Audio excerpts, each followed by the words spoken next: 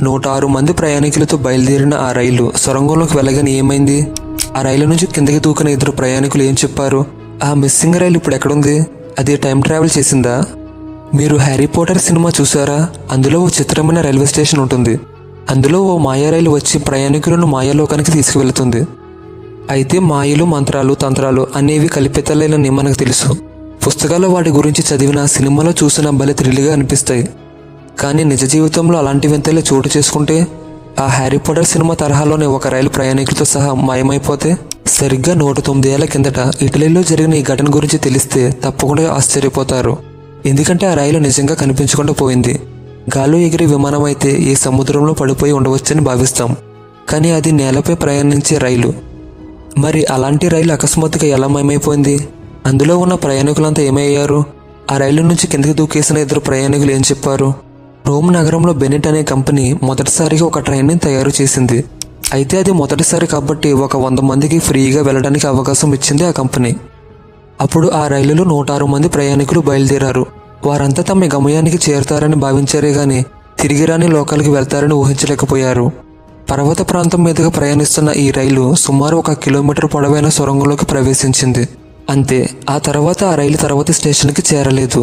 అవతలి స్టేషన్ నుంచి సమాచారం లేకపోవడంతో ఆ రైలు అక్కడ ప్రమాదం జరిగిందని భావించారు.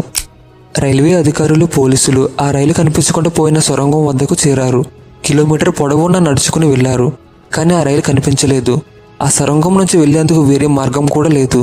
మరి రైలు ఏమైనట్లు? ఒక ఇంజిన్ 3 బోగీలతో బయలుదేరిన అంత పెద్ద రైలును మాయం చేయడం ఎవరికి సాధ్యం అని జుట్టు పీకుంటున్న తరుణంలో 2 ప్రయాణికులు ఆ రైలు నుంచి బయటకు దూకి తమ ప్రాణాలను రక్షించుకున్నారనే సమాచారం తెలిసింది. ఆ రైలు నుంచి బయటకు దూకిన 2 ప్రయాణికులు తీవ్ర మానసిక ఒత్తిడికి లోనయ్యారు.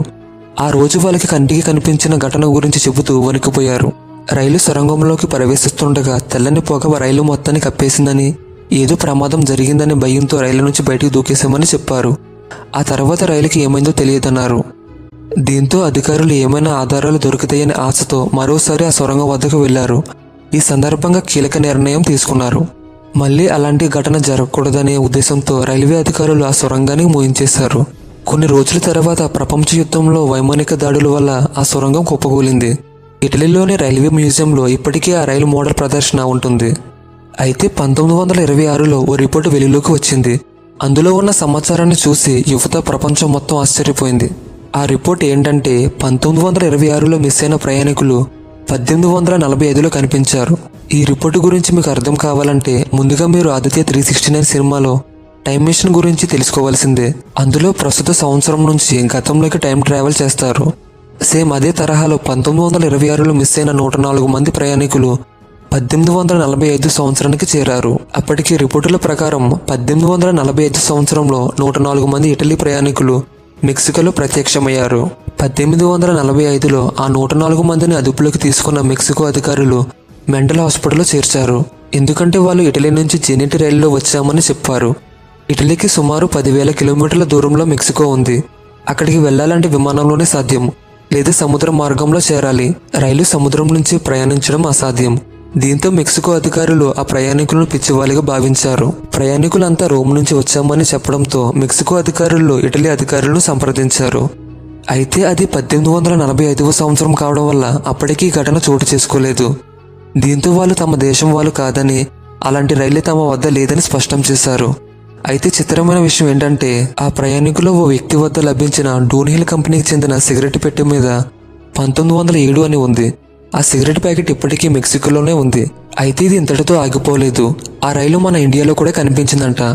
ఇంకా నమ్మలేని విషయం ఏంటంటే ఆ రైలు ఇండియా, రష్యా, జర్మనీ, రోమనియా, ఇటలీలో కనిపిస్తూ మాయమవుతున్నట్లు చెబుతున్నారు.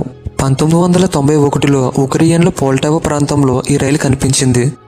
అయితే ఆ ట్రైన్లో ఒక వ్యక్తి ప్రవేశించాడని అక్కడ చూసిన వాళ్ళు చెప్తున్నారు. ఆ తర్వాత ఆ వ్యక్తి ఎవరిని రీసెర్చ్ చేయక ఆ వ్యక్తి ఆత్మలపై పరిశోధనలు చేసే పరిశోధకుడని తెలిసింది. ఆ తర్వాత మళ్ళీ అతడి ఆచూకీ తెలియలేదు. ఆ రైలుకి 3 బోగీలు ఉన్నాయని, వాటి కిటికీలు కట్టెనలతో మూసి ఉన్నాయని ప్రత్యక్ష సాక్షులు చెప్తున్నారు. రైలు మాయమైందనే విషయాన్ని నమ్మలేము.